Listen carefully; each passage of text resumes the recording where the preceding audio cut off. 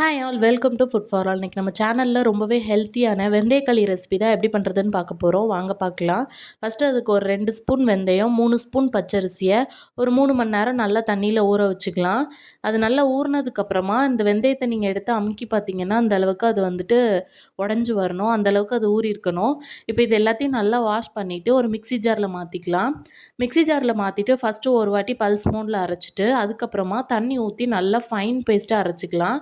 நம்ம இந்த ஆப்பத்துக்கெலாம் மாவு அரைப்போம்ல, அந்த மாதிரி அது நல்லா வலுவலுன்னு அரைஞ்சிருக்கணும்.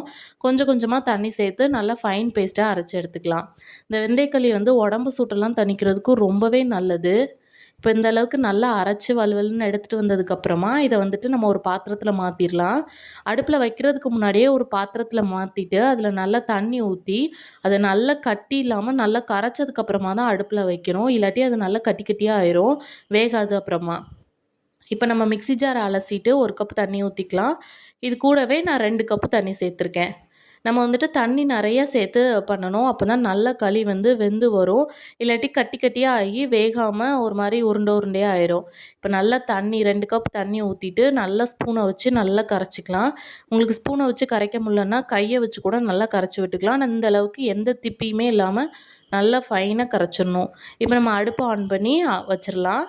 அடுப்பில் லோ ஃப்ளேமில் வச்சுட்டு நல்லா எடுக்காமல் அப்படியே கிண்டிக்கிட்டே இருந்தோம்னா நல்லா அல்வா மாதிரி திரண்டு வரும்.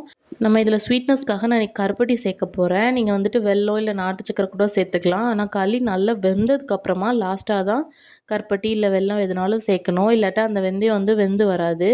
இப்போ பார்த்தீங்கன்னாவே தெரியும் நல்லா திக்காகி ஒரு 10 நிமிஷத்துல இந்த மாதிரி வந்துடும். ஆனால் கைவிடாமல் கிண்டிக்கிட்டே இருக்கணும். இப்போ இதில் நான் இன்றைக்கி ஒரு 3/4 கருப்பட்டியை உடச்சி வச்சுருக்கேன் நல்லா தூள் பண்ணி. அதை சேர்த்துக்கலாம். நீங்கள் வெல்லமாக இருந்தாலும் 3/4 கப் சேர்த்துக்கோங்க. நாட்டு சர்க்கரையாக இருந்தாலும் 3/4 கப் தான். உங்களுக்கு அது போக கசப்பாக தெரிஞ்சிச்சுன்னா இன்னும் ஒரு 1/4 கப் கூட சேர்த்துக்கோங்க. இது கொஞ்சம் இனிப்பு நல்லா சேர்த்து பண்ணால் தான் அந்த கசப்பு தெரியாது. பெரியவங்களா இருந்தால் அப்படியே கசப்போடு சாப்பிட்றலாம். சின்ன குழந்தைங்களுக்கு கொஞ்சம் இனிப்பு நிறையாவே சேர்த்து கொடுங்க. இந்த அளவுக்கு நல்லா வெந்து அந்த கருப்பட்டி எல்லாமே கரைஞ்சி வந்துருச்சு. நீங்கள் லாஸ்ட்டாக நல்லெண்ணெய் வேணால் ஊற்றிக்கலாம். இல்லாட்டி ஆப்ஷனல் தான், அது அவாய்ட் பண்ணிக்கலாம். சூப்பரான வெந்தயக்களி ரெடி ஆயிடுச்சு. இதை ஒரு 10 நிமிஷம் மட்டும் ஆற வச்சுட்டு சாப்பிட்டிங்கன்னா அப்படியே அல்வா சாப்பிட்ற மாதிரியே இருக்கும். உடம்புக்கு ரொம்பவே நல்லது. நல்ல ஹீட்டெல்லாம் ரெடியூஸ் பண்ணும். லேடீஸ்க்குமே ரொம்பவே நல்லது.